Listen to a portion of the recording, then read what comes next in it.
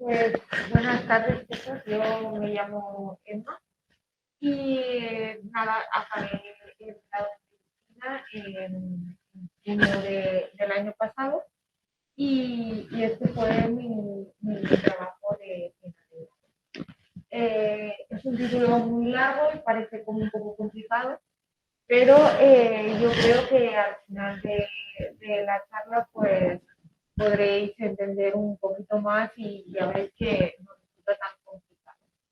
Se trata de utilizar un marcador que se conoce como P-One para identificar una población de oligodendrocitos en un estadio madurativo concreto, tanto en el cerebro humano, aunque principalmente la mayoría de investigaciones actualmente se han visto en modelos murinos, y bueno, la trascendencia que puede tener en su implicación en patología desmielinizante.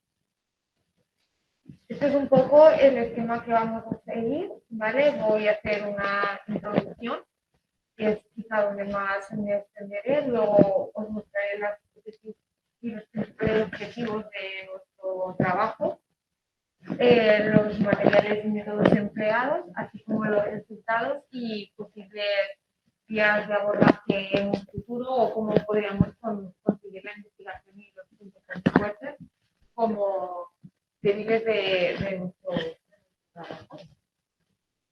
Vale, aquí he hecho un breve esquema de cómo se organiza el sistema nervioso central. Bien, el sistema nervioso central está compuesto principalmente por las neuronas, que son las células que se encargan de transmitir el impulso nervioso. Y aparte, la glía, que glía significa pegamento, ¿no? Y bueno, pues dentro de la glía podríamos distinguir distintos tipos de células. Tendríamos por una parte las células ependimarias. He puesto aquí una especie de cerebro con un colador, porque realmente son unas células que recubren tanto los ventrículos como la médula espinal, el tubo neural de la médula espinal. Entonces, tiene una especie de cilios y lo que hacen es como movilizar el líquido cefaloreactivio y además permiten el intercambio de sustancias entre lo que sería el tejido cerebral y el líquido cefaloreactivio, ¿vale? Los ventrículos. Por otra parte, tendríamos la microglía. La microglía son las células principales de defensa, es el sistema inmune de defensa del sistema nervioso. Y luego tendríamos la macroglía. La macroglía, pues realmente distinguiríamos entre los astrocitos, que son las principales, las células más abundantes que componen la macroglía, y los oligodendrocitos, que es donde nos centraremos. Los astrocitos tienen múltiples funciones, desde barrenderos hasta transportadores de sustancias, así como que difunden los nutrientes hacia el resto de neuronas, se encuentran entre las neuronas. Y luego, pues, los oligodendrocitos, que a diferencia de los astrocitos, son un poco menos grandes, más pequeñitos, tienen una forma más estrellada, con ramificaciones, y generalmente su función es la síntesis de mielina en el sistema nervioso central. Pero depende de dónde se localizan, pues encontraríamos, se podría decir que hay una clasificación: interfasciculares, que son los que están paralelos a los axones y son los que fabrican la mielina. Luego también tendríamos los asociados a los somas neuronales, que como se asocian a los somas neuronales y los somas neuronales forman la sustancia gris del cerebro, pues estos se encontrarían en la sustancia gris principalmente, a diferencia de estos que se encontrarían principalmente en la sustancia blanca, que ya se compone la mielina y es lo que da el color a la sustancia blanca. Y luego los perivasculares, porque también tendrían una función de difusión de nutrientes entre los microvasos y el resto de células del sistema nervioso central. ¿Y para qué sirven los oligodendrocitos? Pues como bien ya he dicho, es una forma de un aislante que recubre, forman la mielina, que es un aislante que recubre los axones neuronales. Así permite que el impulso nervioso sea más rápido, actúa a nivel de aislante eléctrico como si fuera un cable. Hay entre los distintos espacios de la mielina, hay unos espacios que se conocen los nódulos de Ranvier, que es donde podríamos encontrar los principales canales iónicos por donde se realiza el intercambio electrónico y permite el impulso saltatorio. A todo esto, ¿pero de dónde proceden los oligodendrocitos? Los oligodendrocitos, tanto como las neuronas como los dendrocitos, proceden de la célula madre del sistema nervioso central. En este caso, como veis, aquí he representado en un esquema los distintos estadios madurativos.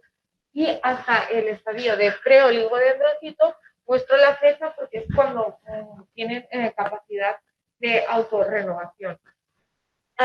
En el oligodendrocito inmaduro ya son etapas posmitóticas y ya está completamente diferenciado sin capacidad de autorrenovación.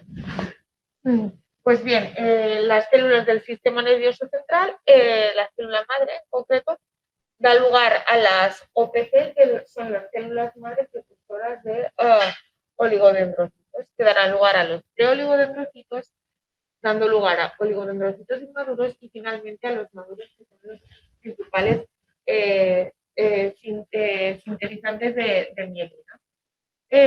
Como podéis ver, los cambios morfológicos se muestran a lo largo de toda la secuencia, adquiriendo una forma más estrellada, desde una forma más bipolar hasta una forma más estrellada, con más prolongación.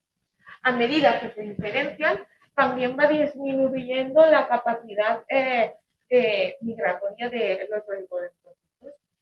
Y aquí he marcado algunos de los marcadores que luego utilizaremos en nuestros diferentes experimentos o ensayos y que nos resultarán muy útiles para identificar cada proceso madurativo. Como podemos ver, el OLIG, tanto 1 como 2, se manifiesta en toda la secuencia del oligodendrocito. Entonces, será un marcador muy bueno para identificar a todos los oligodendrocitos que encontremos en la muestra y que nos los diferenciarían, por ejemplo, de una neurona o de un artrocito. Y también, además, por ejemplo, TDGFR alfa y NG2 pues, nos ayudarían a identificar las OPCs.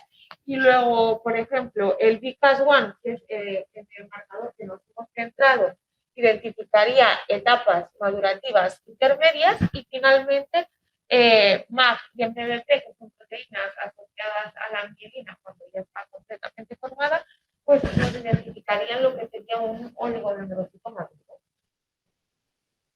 Bien, durante el desarrollo, estas imágenes pertenecen a un cerebro de ratón, porque evidentemente durante el estadio embrionario es muy difícil estudiar cerebros humanos.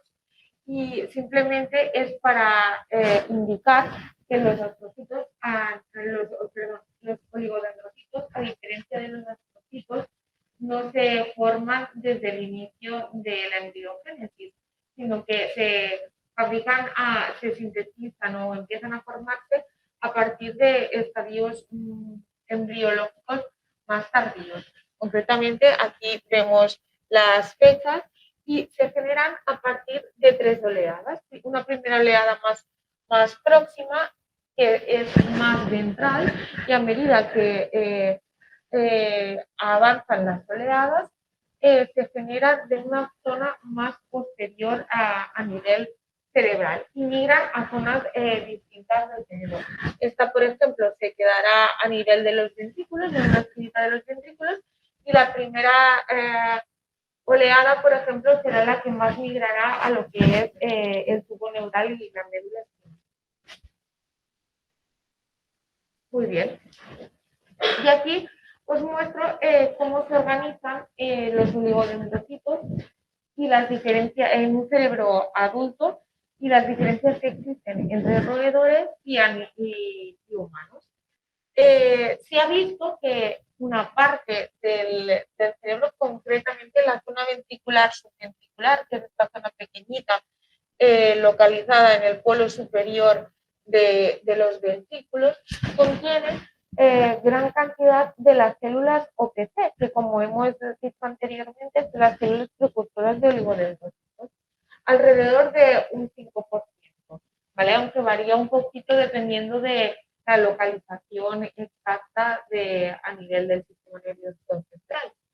Y bueno, pues aquí os muestro un esquema ampliado de lo que sería la zona ventricular o subventricular. Existe una arquitectura distinta entre a nivel de roedores y a nivel de humanos. Como podemos ver, tanto las células B, que las células B son las que representamos aquí en azul, y aquí las representamos en rojo, las NSC, las que hemos dicho antes, las Neural Stem Cell, y poseen capacidad de autorrenovación. Las células C serían un estadio madurativo diferenciado más avanzado, pero también mantienen esa capacidad de autorrenovación, y finalmente pues ya darían lugar a lo que son los oligodendrocitos, asocitos y las neuronas. Bien, y ahora nos centraremos en nuestro principal protagonista, que es el Bicarbón. Vale, lo decimos en inglés porque la mayoría de las investigaciones están en inglés, y se llama BICAS1 porque principalmente inicialmente se identificó, es una proteína que se identificó en un tipo de cáncer de mama, aunque se ha localizado en otras partes del organismo que no tienen nada que ver con el cáncer. Como hemos visto, se manifestaría en estadios madurativos intermedios de los oligodendrocitos, lo que nos permitiría identificar esas etapas madurativas intermedias.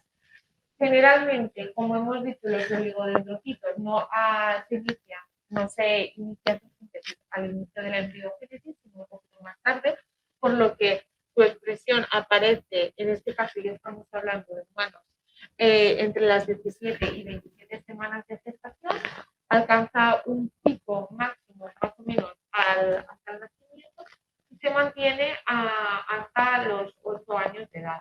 A partir de ahí decae, aunque se mantiene a lo largo, a lo largo de toda la vida. Es decir, encontramos oligodendrocitos que expresan BICAS1 a lo largo de toda la vida, en el todo femenino. ¿Qué significa eso? Pues que quizá podría ser un marcador para correlacionar que estos oligodendrocitos en estadio madurativo intermedio se mantienen durante toda la vida adulta, y su potencial diferenciación a oligodendrocitos maduros que posean capacidad de remielinizar o mielinizar en caso de que haya algún tipo de daño de la célula.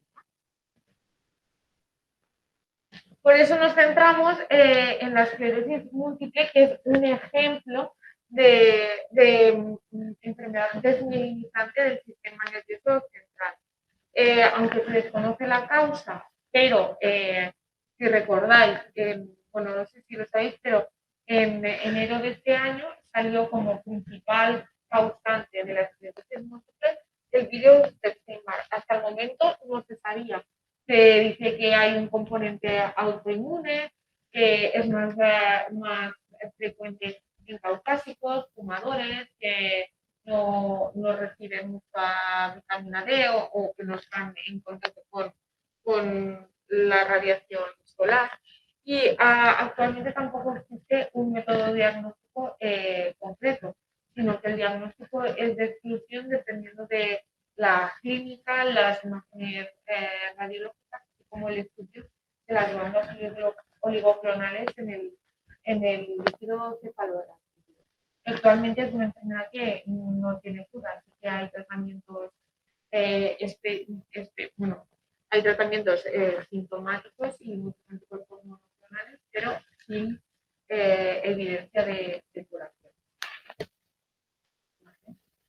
Entonces, pues, ¿qué nos planteamos? Pues que estos oligodendrocitos BIFAD1 positivos podrían ser un reservorio, podrían indicar que es un reservorio de OPCs y que tienen capacidad de diferenciarse a estadios madurativos funcionales, tanto en niños como en adultos.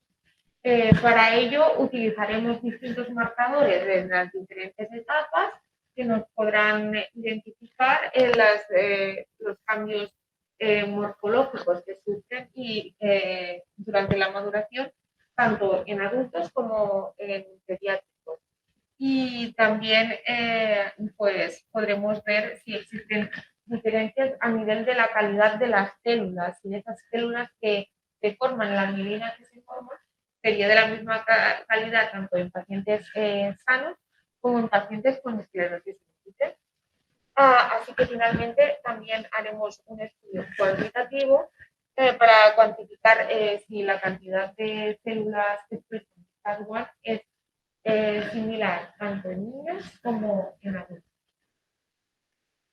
Aquí os presento las muestras que hemos utilizado. Por una parte, muestras de 8 individuos, 4 adultos y 4 niños, en los que se les detectó una zona de tejido cerebral por tener una epilepsia refractaria. ¿Vale? En este caso, se analizó que el tejido que utilizamos para realizar nuestro estudio se tratará de tejido no displásico, o sea, que sea la zona adyacente a la zona de la lesión de la epilepsia. Y luego, y estas muestras procedían son donantes vivos del Hospital La Fe de Valencia.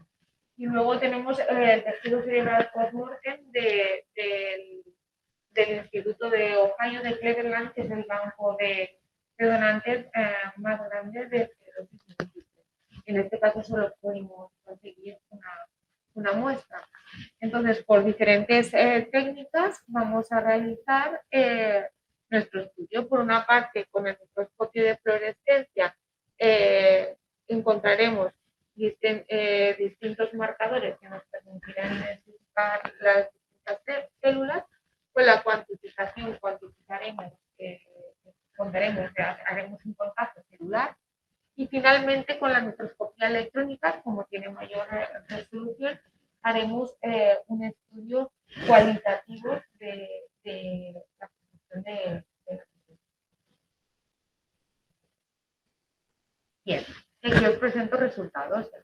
Aquí tenemos estadios tempranos. Como podemos ver, hemos utilizado un niño de 5 años y un adulto de 39 años. Utilizaremos el marcador DAPI, que el marcador DAPI es un marcador nuclear. Entonces nos marcaría todas las células que tenemos en la muestra. Luego utilizaremos NG2, que como hemos dicho, se expresan estadios madurativos muy incipientes y podremos identificar con ellos astrocitos y oligodendrocitos. Y FFAP, que nos permitirá identificar astrocitos, precursores de astrocitos. Por tanto, si se tiñen solo si se tiñen de verde y también de azul, indicará que son precursores de OPCs y astrocitos. Y si además se tiñen de rojo, identificará que son únicamente astrocitos. En ambos casos, las imágenes, aquí también utilizamos PDFCR-alfa, que realmente lo que nos marca son los precursores de oligodendrocitos en las dos últimas imágenes. ¿Vale? Entonces, en caso de que se marque, en este caso, rojo y verde, identificaría los OPCs. A nivel cualitativo, pues podemos ver que la densidad y morfologías y la distribución es más o menos similar, tanto en la muestra del niño como en la muestra muestra de adulto. Aquí, similar, pero en estadios madurativos intermedios y en estadios ya maduros. Dátil, marcador nuclear, y utilizamos OLIQ eh, para identificar oligodendrocitos, que si se solapa con el color verde del BCAS1 indicaría los estadios madurativos intermedios, como por ejemplo en estos casos que señalo con la flecha. Y en caso de que se tiña, las imágenes inferiores muestran el marcador MAP. El MAP, como hemos dicho, indica estadios madurativos amplios. Entonces identificaría pues oligodendrocitos ya maduros. Y tampoco observamos grandes diferencias entre la población pediátrica y adulta, por lo que concluimos que en la maduración del linaje oligodendroglial no parece diferir entre las edades. Aquí mostramos inclusiones en inmunooro. En este caso hemos utilizado NG2, que hemos dicho que es un marcador de OPCs y también de astrocitos. Como podemos ver, se trata de un marcador citoplasmático, ya que las inclusiones, que son estos puntitos negros, se observan principalmente en el citoplasma. Tenemos dos imágenes con sus respectivas ampliaciones.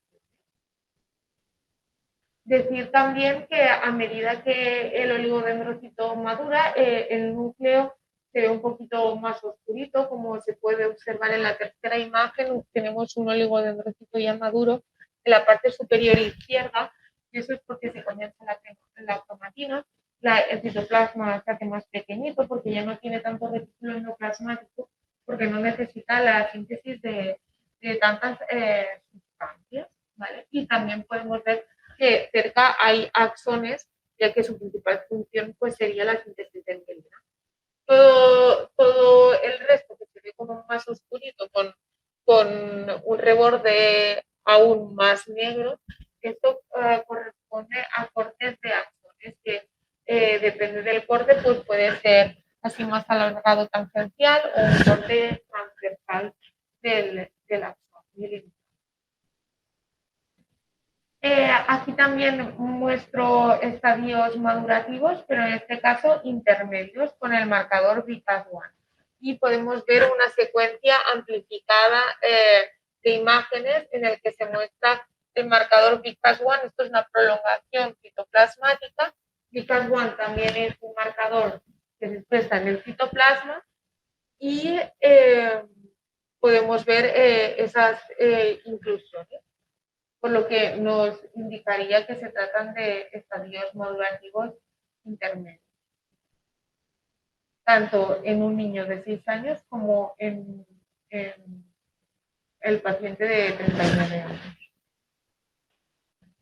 En ambos casos, parece que la ultraestructura de los oligodendrocitos y la mielina y los axones mielinizantes que están alrededor parece mantenerse similar tanto en edades pediátricas como en edades más avanzadas.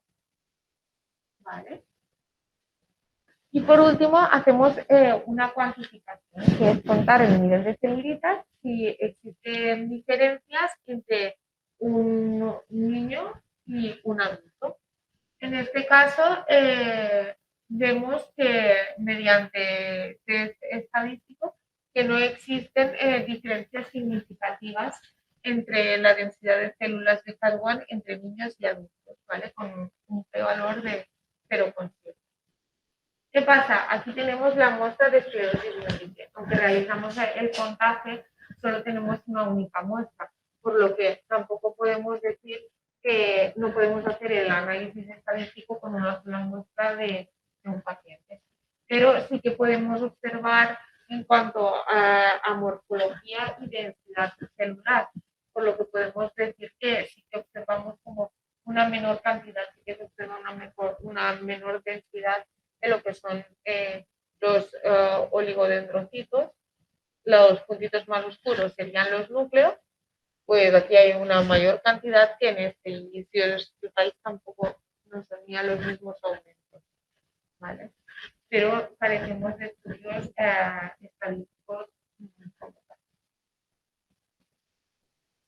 Bien, pues, ¿qué podemos decir? Que actualmente, en cuanto al marcador Vicar-1, es uno de los marcadores recientemente descubiertos y que, como podemos ver, pueden ser muy útiles para identificar ensayos derivativos intermedios.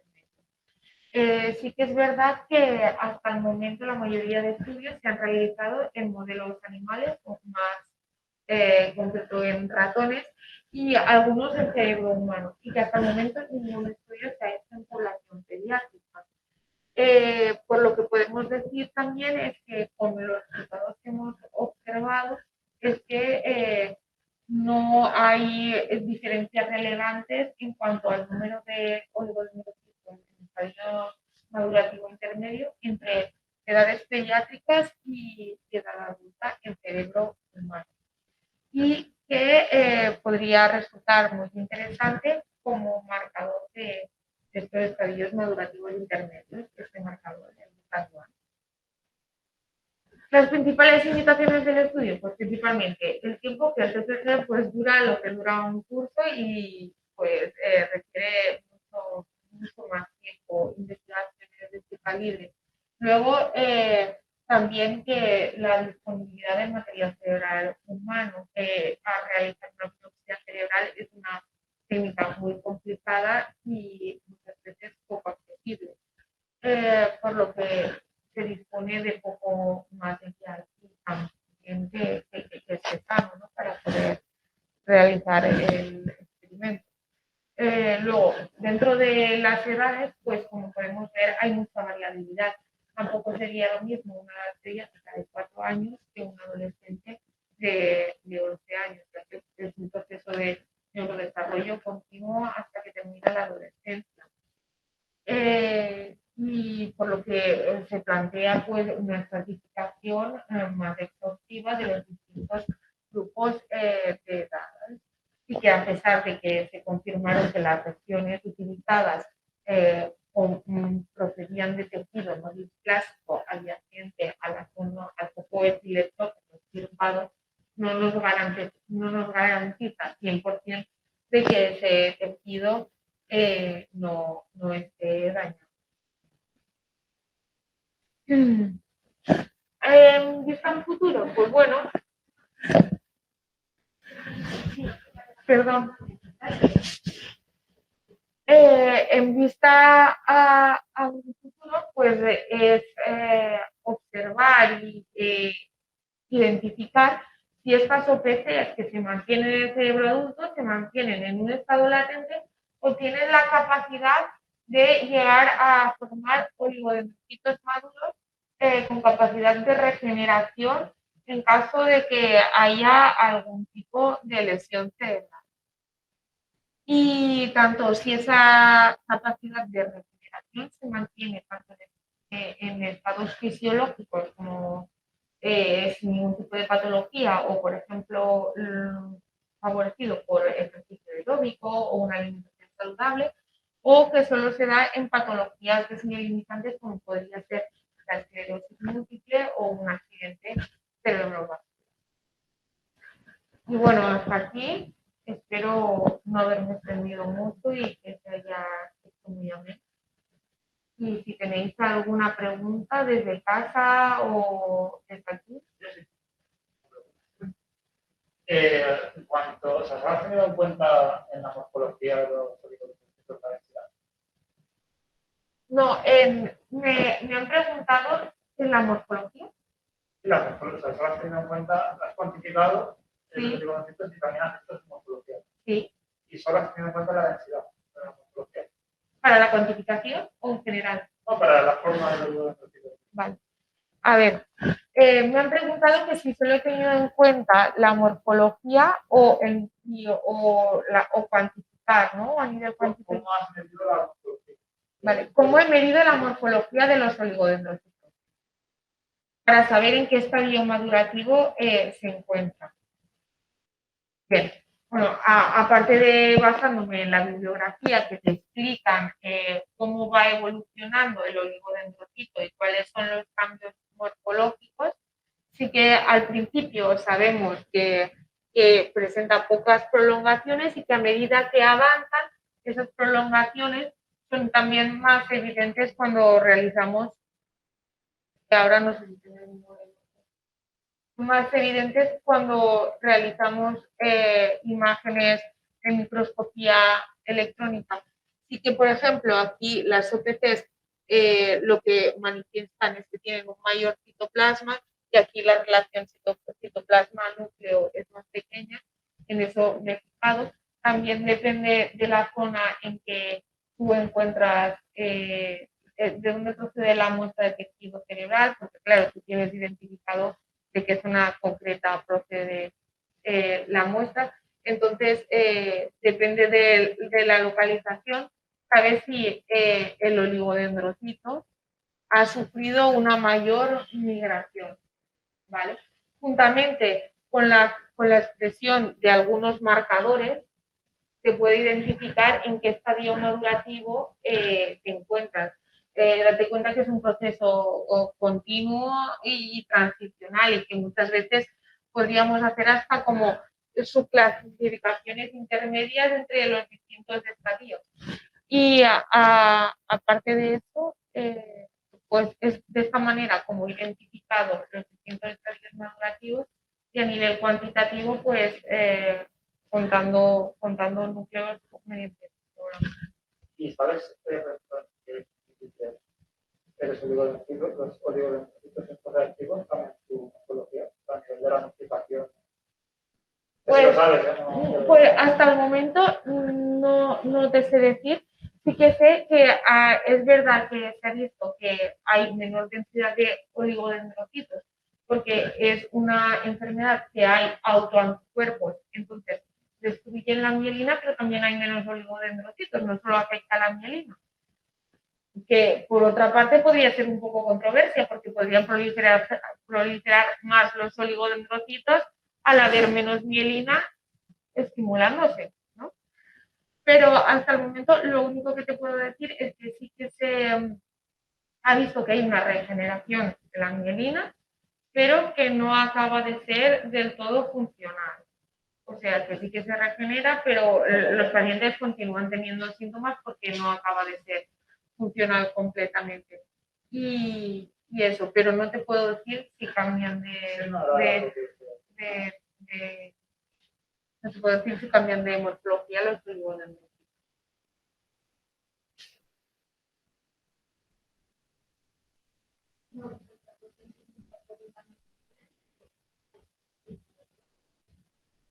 Vale, pues agradezco mucho a toda la gente que se haya conectado y a los que han venido. La verdad que te agradezco mucho. Muchas gracias.